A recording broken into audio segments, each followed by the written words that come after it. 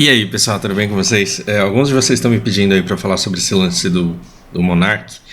E aí eu fiquei me perguntando aqui, será que eu tenho alguma coisa para contribuir além eh, de toda essa exploração da carniça que está rolando? Assim, é incrível como todo dia YouTubers eles têm que abrir os trending topics e ver sobre o que eles vão falar para manterem os canais deles ativos, engajados, engajantes, para eles pagarem os boletos dele. Então hoje está todo mundo falando do Monark e assim, é exaustivo.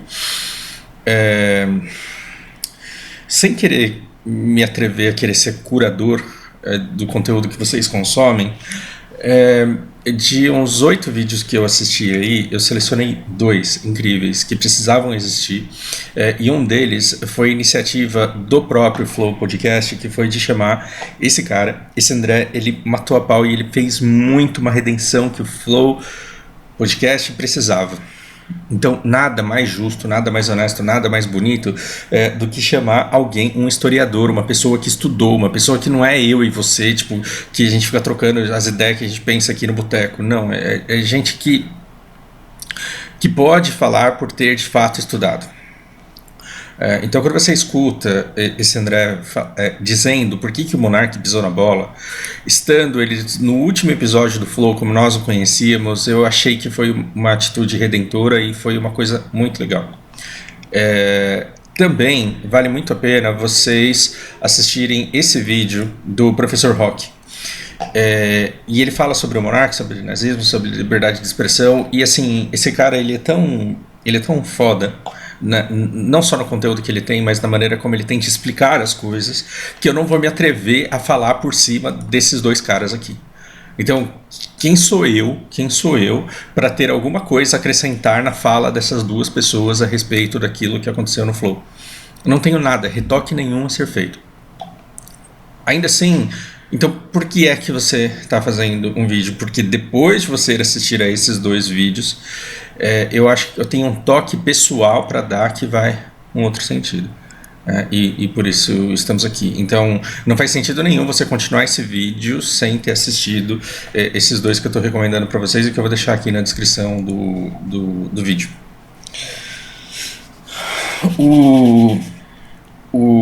Eu escutei o podcast, fiquei sabendo hoje que isso aconteceu, e escutei as 4 horas do podcast em cerca de 1h30 aí que eu tava jogando.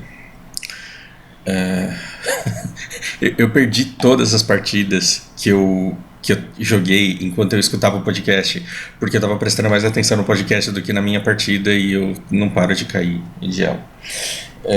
Mas foi muito válido porque foi uma conversa muito legal. E os pontos que eu tenho a acrescentar. Bom, o Monark ele foi humorista mesmo nesse podcast. Ele falou assim: olha, o Estado não pode dizer para você que tem umas. Poderíamos falar meia hora aqui sobre isso, mas eu acho que tem gente na internet que fala sobre isso melhor do que eu. Não tem que ter filho de rico nenhum em universidade pública. Outra aberração que a gente poderia fazer outro vídeo que fala sobre isso, mas que com certeza na internet tem gente melhor falando sobre isso do que eu falaria. Aborto, cara, eu quis vomitar, morrer, eu tinha que dar um desconto pro fato dele já estar bêbado. Nesse ponto em que ele começa a falar de aborto, eu tirei a velocidade 3 vezes do vídeo que eu estava escutando, porque eu queria ter noção do quanto ele já estava embriagado. E na velocidade 1.0 você percebe que ele já está tendo dificuldade de articular, como qualquer bêbado tem, como qualquer pessoa alterada tem. Só que aí quando você volta o vídeo para 3.0, você percebe que, cara, não parece que ele tá bêbado e aí começa a dar raiva dele ficar incessantemente repetindo aquelas coisas daquela maneira vergonhosa que ele ficou. E talvez a gente até volte a falar sobre isso, porque eu acho um tema legal e eu não lembro de ter falado sobre esse tema aqui no canal. Eu acho isso super interessante. Ele fala sobre STF, eu acho muito bacana também. Agora, vejamos. Quando você... lembra que eu falei pra vocês, que eu vivo falando pra vocês, assim, que o Animal Farm, que o Fazenda dos... Deus do céu, vamos lá, vamos entrar no Kindle. e vamos na nossa biblioteca. A Revolução dos Bichos, né? Esse... Meu Deus, eu tenho um monte de livro ruim aqui. Mas tenho livros muito bons também. Cara, eu leio Dan Brown, que vergonha. Mas eu tenho... eu preciso voltar ali, eu preciso ler melhor. Nesse livro da Revolução dos Bichos, que eu tô lendo com a Rita agora, a gente tá lendo em inglês, nossas aulas elas são basicamente inglês e filosofia, e é uma delícia ler com ela, porque ela enriquece muito a minha primeira leitura. E a gente leu, eu tive o prazer de ler esse livro aqui inteiro com ela, e a gente leu de maneira sincronizada, era a primeira vez para mim e para ela também, foi mágico. No Animal Farm, eu acho que a coisa mais mágica do George Orwell é que ele consegue falar da sociedade e da humanidade, porque ele se inspira na Revolução Russa. Se você lê sobre a Revolução Russa, você encontra no Animal Farm Lenin, Trotsky, Stalin, você começa a identificar comportamentos de massa e identificar comportamentos de classes sociais, e você fala, caramba, é isso.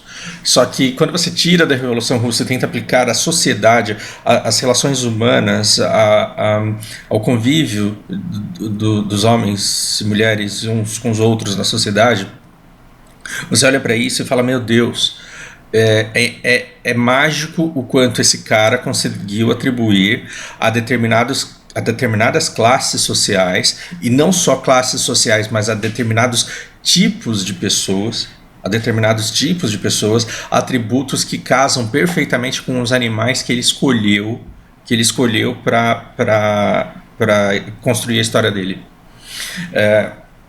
A Revolução dos Bichos basicamente era o Manor Farm, que você pode traduzir de maneira muito tosca como a fazenda dos homens, onde você tem um cara que abusa muito dos animais, que dá pouca comida, que esquece de alimentá-los, que explora o trabalho, que vende tudo isso, e que de repente um javali premiado, um animal que sempre foi ostentado pela fazenda como sendo um animal de raça e de feira, de exibição, ele reúne todo mundo e fala, olha, o ser humano é a causa da nossa desgraça, é ele que explora todos os animais, e ele escreve uma coisa muito bonita, que alguns podem identificar semelhanças com o Manifesto Comunista, com as ideias de Marx e com as ideias de Lenin, e você pode fazer essa saladeira toda.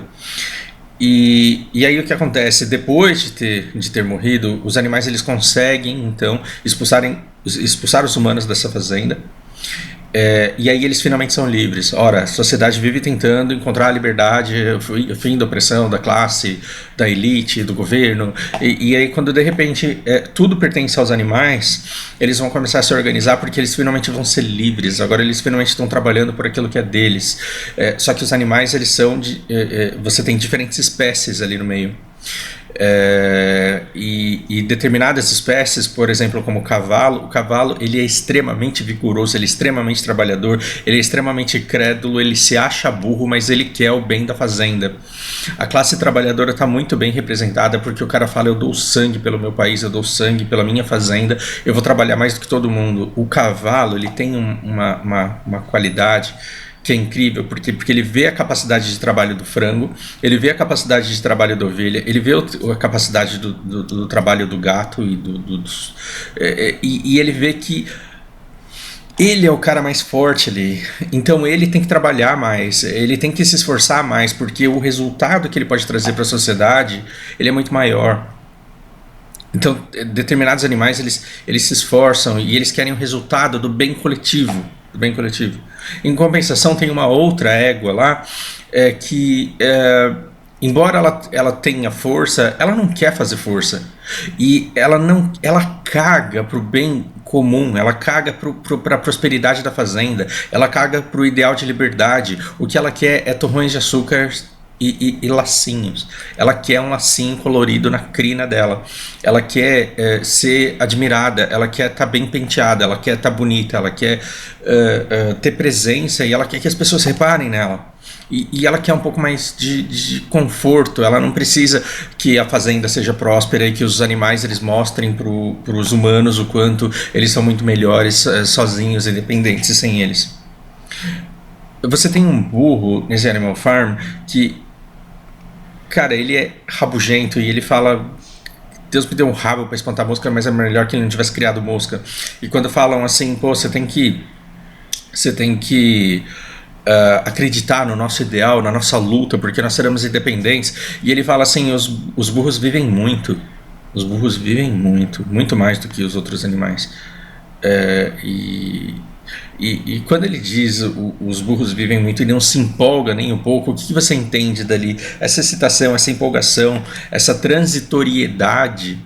Aliás, toda essa empolgação, ela não conta com a transitoriedade, porque governos vêm e governos vão, presidentes vêm, presidentes vão, ordens vêm, ordens vão, e no fim pouca coisa muda para ele que é um burro e que cabe a ele carregar as coisas, independente de que organização você coloque ali naquela sociedade, que é aquela fazenda. Caberá ao burro simplesmente carregar carga e ele não vai ter grande mobilidade independente de quem é que mande. Então para ele tanto faz quem é que manda. Você tem, por exemplo, os porcos que são exímios pensadores. Eles não querem trabalhar. Por quê? Porque eles se acham espertos.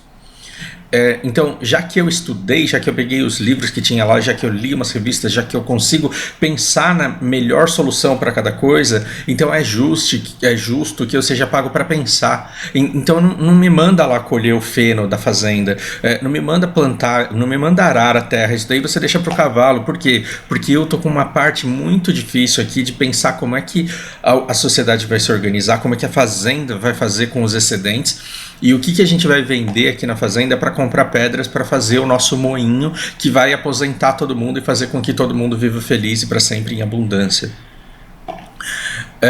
Quando você vai para as ovelhas elas querem somente uma coisa na vida delas, elas querem um pastor. Por que elas querem um pastor? Porque elas são limitadas, elas não se importam de ser limitadas, o mundo dela precisa ser o mais simples possível. O que ela quer? Ela quer escrito bem grande para que alguém leia para ela, porque ela não sabe ler. 2 patas, inimigo. Homem, os seres humanos andam em 2 patas, então são inimigos. E se tem 4 patas é amigo, é bom. Então o burro é bom, o cavalo é bom, a vaca é boa, e galinha tem 2 patas, mas aí as asas contam como pata também. Então aí é fácil de eu entender que a galinha é amiga e pronto. A regra para a ovelha, ela não precisa nem fazer sentido, porque senão as galinhas seriam inimigas. A regra ela não precisa fazer nem sentido, mas ela precisa de uma verdade absoluta, simples, que ela possa seguir. Tem 2 patas é amigo, tem 4 é inimigo. Tem 2 patas é inimigo, tem 4 é amigo, mas galinha é amigo e foda-se, não tem que entender, não tem que fazer sentido. Eu tenho que poder gritar todo dia quem é meu amigo e quem que é do mal. Para o mundo fazer sentido de forma muito simples, eu preciso saber de determinadas coisas. O negócio das ovelhas é repetir de maneira irrefletida para que o mundo delas faça sentido e para que elas possam viver em paz. Elas não querem alterar nada na sociedade, elas querem ser levadas. Por que eu tô contando a história de Animal Farm, da Revolução dos Bichos? Por que eu tô contando essa história num vídeo em que supostamente eu deveria estar falando para vocês o que eu acho do Flow Podcast e da merda que deu lá?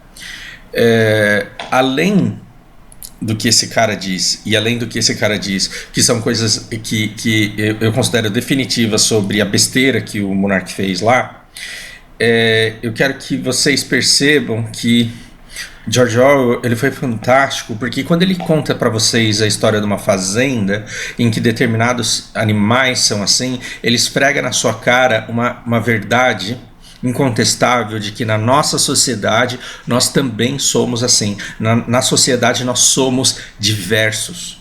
O que é diversos? Diferentes. Existem diferentes pessoas na sociedade. Existem pessoas que estudam para ficar como esse cara. Existem pessoas que estudam para ficar como esse cara. Existem pessoas que estudam para poder manipular a verdade e conseguir engajamento.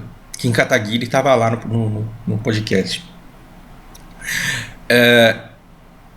E existem outras pessoas que elas não querem ter o trabalho para pensar.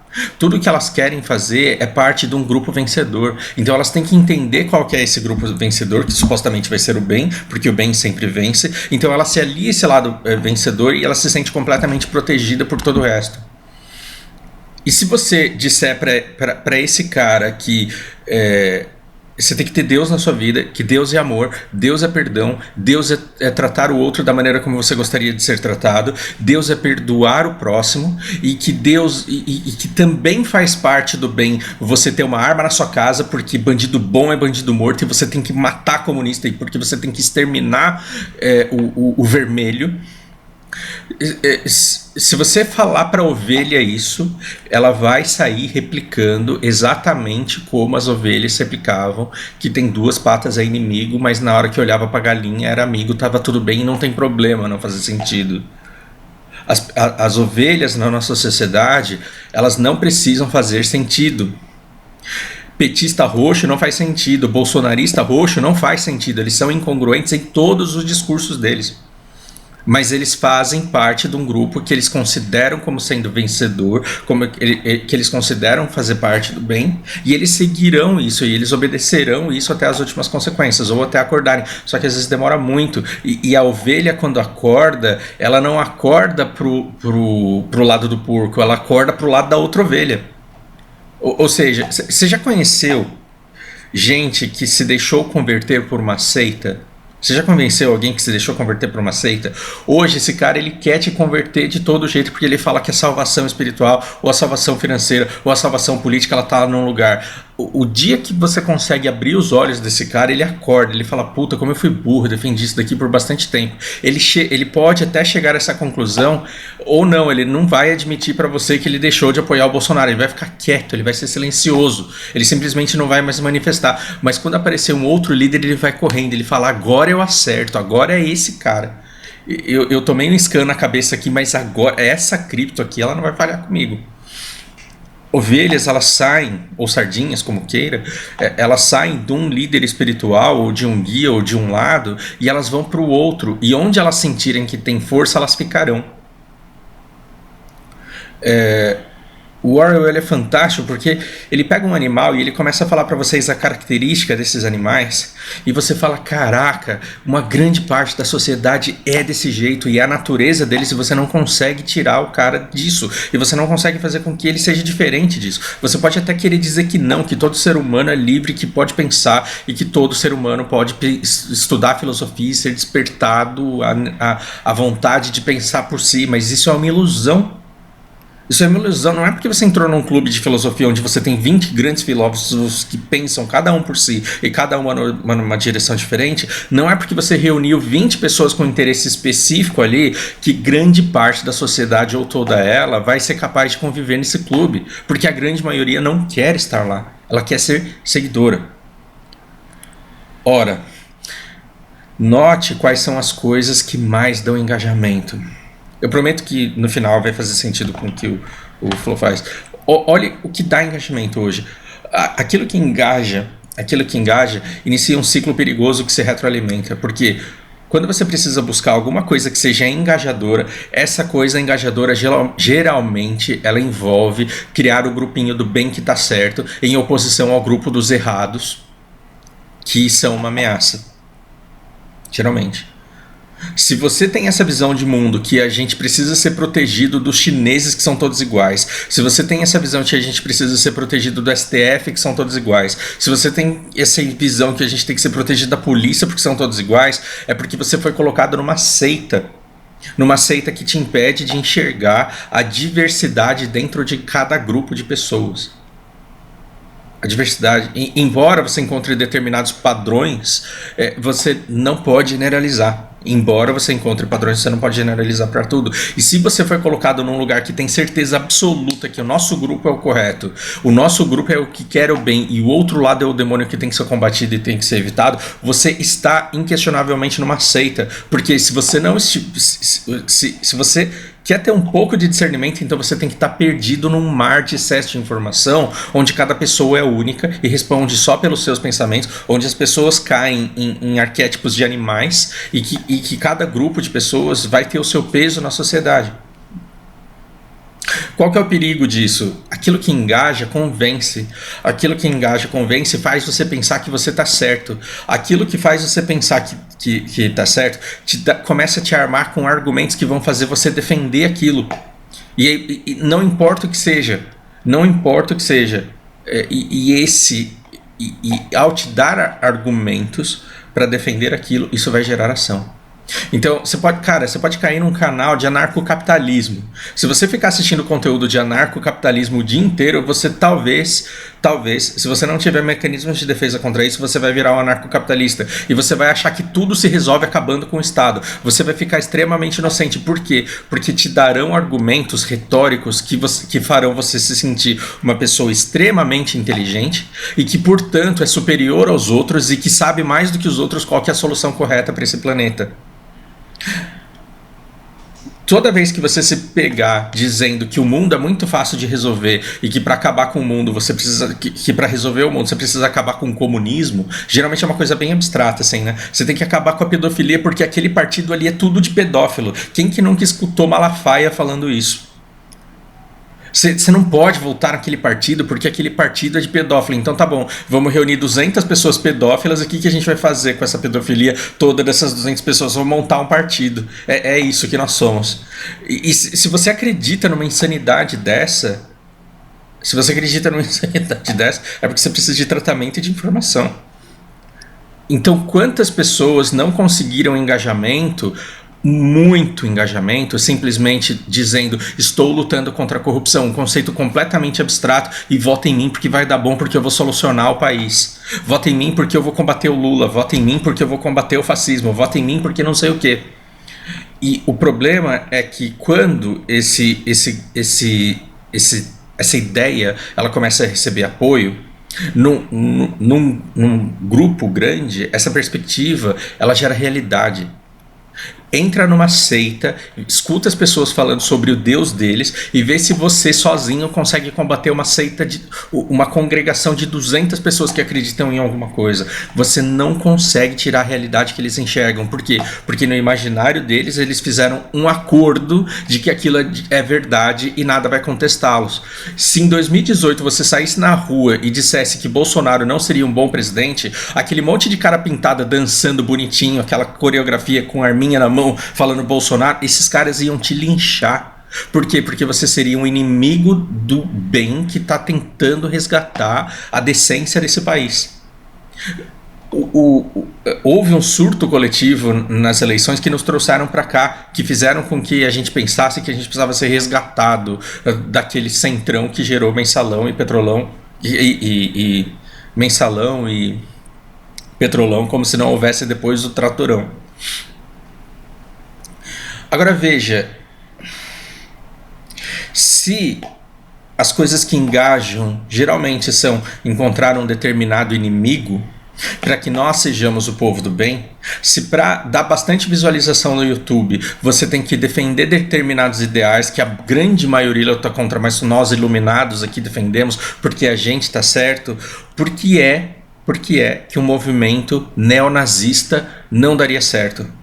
Você tem um monte de pessoas. Qual que é isso daqui? Eu não estou sendo preconceituoso porque isso é resultado de estudos. Eu preciso encontrar agora, depois, para colocar aqui claramente. O estudo do bolsonarista médio é um jovem ou um homem jovem ou de meia idade, branco, que em algum momento ele foi alguma coisa na sociedade e agora ele não é mais porque o homem branco ele está perdendo espaço. É alguém que se sentia que nunca ganhou muita grana, que nunca teve muito dinheiro, que nunca foi muito inteligente, que nunca se sobressaiu em muita coisa, mas que pelo menos ele era branco e agora ser branco não é mais legal como era antes. E como ele vê muita gente gritando sou mulher, sou negro, sou minoria, sou LGBTQ+, esse cara ele está se sentindo cada vez mais oprimido e cada vez mais perdendo o controle. E quando ele lembra das histórias do avô e da história do pai, ele quer ser o quê? reacionário. Ele quer trazer de volta um passado que nunca existiu, que só era bonito dentro da cabeça dele. E isso foi uma presa fácil para o bolsonarista. Agora, imagina você estender ainda mais ao extremo, e liberar pessoas para que elas possam dizer: o nosso problema é petista e o mundo seria, ou qualquer coisa, no lugar de petista eu coloquei qualquer outra coisa, e o nosso mundo ele seria muito melhor se nós aniquilássemos essas pessoas, e nós destruíssemos essas pessoas, para que o mundo e as coisas boas sobrassem para nós, que somos diferentes, especiais e corretos. Aí você diz: cara, eu nunca cairia numa conversa ridícula dessa, porque eu não sou idiota. Você pode não cair. Você pode não cair nessa conversa idiota. Por quê? Porque você sabe que ela não faz o menor sentido. Mas lembre-se de George Orwell: as pessoas na sociedade não são todas como você. Então você pode colocar a mão no fogo de que você jamais se deixaria seduzir por um discurso que visa aniquilar minorias. Agora, você dizer para mim que se a gente liberar esse discurso à vontade, que pessoas não passarão a seguir e que pessoas não sairão em ataques violentos a minorias que eles consideram desnecessárias para o bom andamento do planeta, aí eu acho que você está sendo inocente demais. Então imagina se fosse permitido que uma pessoa dissesse: olha, só pessoas que jogam BDO merecem existir nesse mundo. Eu sei que o cara que joga BDO ele tem que ter um mínimo de discernimento e cognição para não cair numa conversa tão imbecil como essa. Mas aí quando você olha para o mundo, superpopulação, quando você olha para o mundo, escassez de recursos, quando você olha para o mundo, falta de espaço, mudanças, alterações climáticas, e quando você desenha na cabeça dessas ovelhas um mundo não com 7 bilhões de pessoas, mas com 500 milhões de pessoas, todas elas muito boas, que fazem parte somente do nosso grupo seletivo de pessoas que acreditam que a Terra é plana e que a gente tem que ter a nossa voz e a nossa liberdade para expressar a nossa superioridade, você arrebata um monte de gente e essas pessoas se tornarão soldados.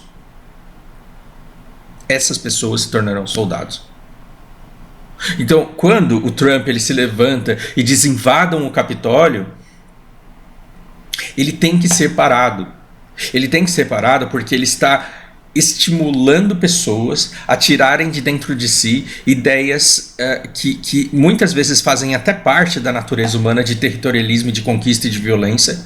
E esse lado, de maneira irrefletida, por pessoas incapazes de pensar por si, pode gerar um movimento absurdamente violento e pode nos levar assim à guerra e autoaniquilação. Então, é muito importante que o último episódio do Flow com o Monark tenha... É muito legal que ao apagar a luz para ir embora, o último gesto do Monark tenha sido ficar quieto escutando o que esse cara tinha para falar. Por quê? Para acabar com... para tirar da cabeça do público do Flow. Porque você pensa que a equipe de 80 pessoas do Flow não sabe que as ideias do Monark são tóxicas e perigosas? Você pensa que as 80... Eu vou repetir a pergunta. Você pensa que as 80 pessoas que fazem parte da equipe do Flow Podcast, todas elas juntas em suas reuniões de estratégia de engajamento, você pensa que elas não sabem que as ideias que o Monark defende, elas são erradas e perigosas? Eles sabem, porém, por que é que essas ideias elas são permitidas no Flow deles? Não só de Monark e de Igor, mas de 80 pessoas. Porque elas são ideias engajadoras. Quando você chega para um grupo se você pergunta para o público o que ele quer, se ele quer um conteúdo edificante, educativo na televisão, ou se ele quer um Big Brother para tentar tirar o pior do ser humano em situação sob pressão com competitividade, ele vai falar que ele quer conteúdos edificantes. Só que aí você liga lá na TV Cultura e não dá audiência. Por quê? Porque uma coisa é o que o cara idealmente quer, outra coisa é o que o seduz e o que o faz assistir. Qual a grande reclamação das pessoas em relação ao Big Brother de agora? Não tem treta, você não vê o mal, você vê todo mundo paz e amor. Não tem graça eu assistir um negócio desse. As coisas que fazem eu assistir o Big Brother é querer ver tiro, porrada e bomba, é ver um querendo passar a perna no outro e devorar o outro para ganhar o jogo. Perceba que Os pensamentos do monarca, eles só são permitidos porque é muito gostoso pra quem assiste ver um cara falando: eu quero que se foda, tem que liberar tudo, tem que deixar tudo, tem que tacar fogo no parquinho mesmo. E a pessoa que tá assistindo, ela pode assistir pra recriminar o que ele pensa, mas ele gosta de escutar aquilo que tá sendo dito ali. Opinião de Fausto Nagai. Se você tira o monarca e coloca uma pessoa que não seja tão sem noção quanto ela, a audiência vai despencar. Ou seja, o Flow Podcast, ele tem uma coisa muito boa, que é fruto de uma inteligência muito grande, que é fazer o convidado se sentir muito inteligente e à vontade para falar espontaneamente com alguém que é tão burro quanto o monarca. Honobaka wa nani mo dekinai. Um burro de verdade não consegue fazer nada. Para você fingir ser burro, você tem que, de maneira consistente e de maneira engajadora, porque burro de verdade não é engajante. Burro de verdade não consegue nada. Não consegue nada, logo ele não engaja pessoas, ele não retém público. Se você tem um cara burro que retém público, esse cara burro é o Didi, é o Tiririca, é o Carlos Alberto da Praça é Nossa. Esse burro de verdade não tem nada de burro, ele tem que ser um gênio para conseguir reter as pessoas ali se sentindo espertas e se divertindo em relação à burrice dele. Só que quando o canal ele se permite propagar ideias com o objetivo de engajamento que são perigosas contra a vida de outras pessoas, aí ele precisa ser separado. E é por isso que sim, o monarca precisa ser separado, porque as pessoas precisam entender que com a violação da liberdade do outro, você deve sofrer consequências. Se você diz: eu posso ser nazista e eu posso fundar um partido, não que ele seja, eu não estou aqui dizendo que o monarca é nazista, existe um abismo aqui em dizer que ele quer matar judeu, ele não quer matar judeu, mas quando ele diz que qualquer pessoa pode abrir um partido nazista e concentrar pessoas que pensem da mesma forma que ele, ignorando que o nazismo não foi só matar judeu, mas foi matar pessoas que tinham deficiências físicas, porque você queria construir uma sociedade ariana, aí você está fazendo a sua vontade se sobrepor à existência do outro. E eu não devia nem estar falando isso daqui, porque vocês já viram isso daqui nesses 2 vídeos que devem ser assistidos. E que deve causar reflexões aí na cabeça de vocês. O Kim Kataguiri, ele disse uma coisa, embora nojento e desonesto intelectualmente, o Kim Kataguiri, ele disse uma coisa interessante até certo ponto. Ele falou que as piores ideias, elas não devem ser proibidas, elas devem ser expostas para que a sociedade linche, como sociedade, para que haja uma reação contra elas. Só que tem um problema aí. Só que tem um problema que o Kim não enxerga. Uma coisa é a sociedade começar a debater nazismo de maneira livre, porque ele precisa ser rechaçado. Outra coisa é a gente ter mais investimento massivo, ser feito na campanha de um candidato que nós ainda não sabemos quem é. Imagine. E que ele, com todo o impulsionamento que o Bolsonaro teve, com toda a compra de celebridades que o Lula fez, com todo o pior da política, o que então ele está dizendo que qualquer pessoa pode vir e falar o que quiser, porque aí a sociedade vai se unir para ser contra isso. Lembre-se que na eleição de 2018 as pessoas estavam dizendo que todo mundo tinha que estar armado e tinha que matar bandido. E ainda tem gente falando isso até agora. Só que inflados da maneira correta, até aquela tia, até aquela avó, até aquele cidadão pacato, de repente se torna um soldado nórdico que quer trazer, que quer purificar a terra. Por quê? Porque as pessoas, grande parte das pessoas são influenciáveis, são estimuláveis e podem se tornar soldados sem perceber isso. E quando percebem, o holocausto já passou. Muita coisa feia aconteceu sem que a gente se desse conta de que estava acontecendo. Agora imagina se os formadores de opinião, eles puderem falar o que eles quiserem sem consequências, só porque eles estão dizendo que é por opinião que eles estão fazendo. Então o Trump, ele não levou ninguém ao Capitólio, ele não invadiu o Capitólio. Ele não pode ser responsabilizado por invadir ali propriamente dito, mas ele levou pessoas a invadir tal lugar. E quando esses pensamentos de youtubers e quando esses pensamentos de partidos levarem a violência contra determinados grupos e eles forem exterminados, quem é que vai responder por isso? Porque eu só falei o que eu pensava. Se o cara foi lá e fez, eu não tenho culpa. Seria a mesma coisa do Hitler dizer, não, eu só dei ideia que matou aí, não fui eu não. Quer dizer, foi. Enfim. Eu vou tocar num assunto muito, muito delicado aqui. Muito delicado mesmo, e eu espero não decepcionar pessoas que eu admiro e que eu considero. Sabe por que Black Desert morreu pra mim de maneira muito particular, de maneira muito pessoal? Porque cada vez mais eu fui me afastando da comunidade porque o Black Desert já não era mais minha prioridade. E eu comecei a perceber que você tinha um monte de geradores de conteúdo que faziam lives 10, 15, 20 horas por dia. E que tinha um grupo ali muito assíduo que ficava ali em cima o tempo todo. E eles estavam lá porque a Twitch ela dava muita grana, não porque eles tivessem paixão pelo jogo, porque não 100% deles, mas grande parte deles você olhava pro cara, ele não aguentava mais jogar o jogo, porque o jogo não era divertido. Mas se ele quisesse ter engajamento, ele precisava mostrar o quanto aquele jogo era emocionante, o quanto era legal e cafrando os pens, o quanto era legal ter cada vez mais GS, o quanto era legal ter cada vez mais achievements dentro do jogo. É engraçado, porque eu assistia e me frustrava, porque eu falava, meu, o cara não tá se divertindo, ele tá cansado de streamar tantas horas assim por dia. E ele mantinha o engajamento de uma comunidade que estava sempre ali, tentando chegar onde ele estava, e reproduzindo aquilo, e pessoas jogando 14, 16, 18 horas por dia.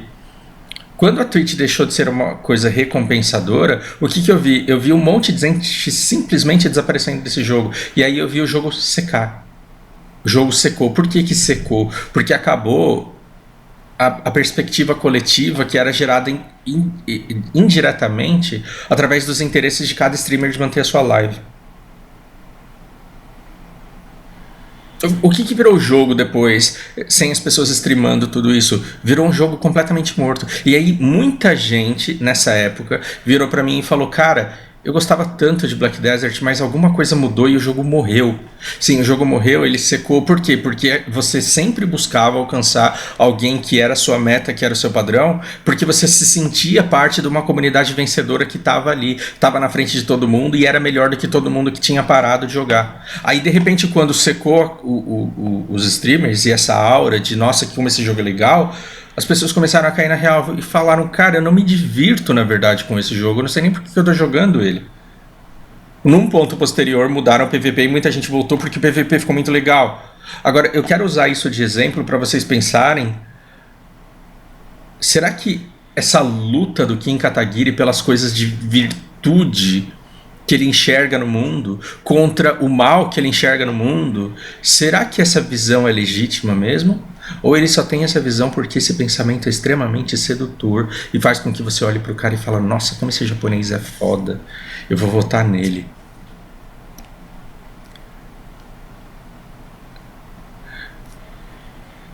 Preste atenção, eu não estou dizendo que o seu streamer favorito era desonesto. Não, ele tinha um interesse legítimo de fazer a live dele, de ter um engajamento para pagar os seus boletos. E foi a maneira que ele arrumou para fazer isso e é perfeitamente legítimo. Ele não está enganando e ele não está roubando ninguém. Mas ele acabou tendo um efeito na comunidade que era artificial e que era gerado pela competitividade desses próprios streamers.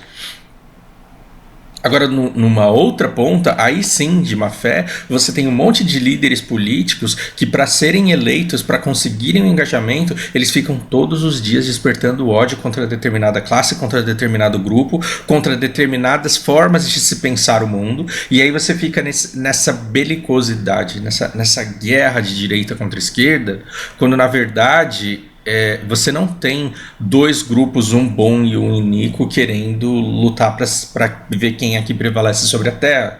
Você tem somente grupos de pessoas com interesses difusos tentando reunir para si o gado que lhe corresponde, que corresponde às ideias que foram escolhidas. Então, da próxima vez que você se vê lutando para destruir alguém porque você quer proteger o outro que tem ideias melhores para o mundo, perceba que a única coisa que você está fazendo é garantindo a esses parlamentares E a esses políticos e presidentes, governadores, os privilégios do cargo que eles ocupam. Não só nos salários diretos, mas nos acordos que eles fazem e que você não fica nem sabendo e que são bons para eles e não necessariamente para nós. Se com controles daquilo que pode ser dito ou não pode ser dito, a gente já tem esse abuso e a gente já tem esse desserviço para a sociedade, imagina se a gente aceita a ideia do monarca de que tudo pode ser defendido e justificado porque afinal de contas são só ideias. Não dá. Não dá.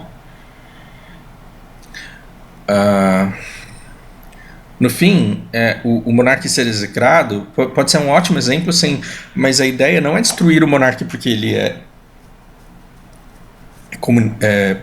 nazista. O erro dele foi se permitir defender ideias que talvez não sejam nem dele por esse engajamento que ele buscava no canal dele e que funcionou porque engajou gente pra caralho. Agora, se isso estava causando mal para a sociedade, é muito bom que tenha despertado em muitas pessoas o anseio de escutar discursos como esse, e o anseio de escutar e prestar atenção em palavras como essas aqui, porque elas vão trazer as pessoas de volta pro bom senso. E no bom senso as pessoas vão dizer liberdade de expressão e incitação a extermínio são coisas bem diferentes e a gente deveria pensar sobre isso, deveria refletir sobre isso. Esses são os meus 2 centavos que duraram 40 minutos. Eu espero que gere reflexões para vocês. Não me proponho aqui como dono da verdade e como alguém que saiba mais ou que deva ser mais escutado. Escute pessoas que têm embasamento maior do que o meu e some aí os meus 2 centavos e tire as suas conclusões e encontre a sua maneira de pensar. Por hora é isso, um grande abraço.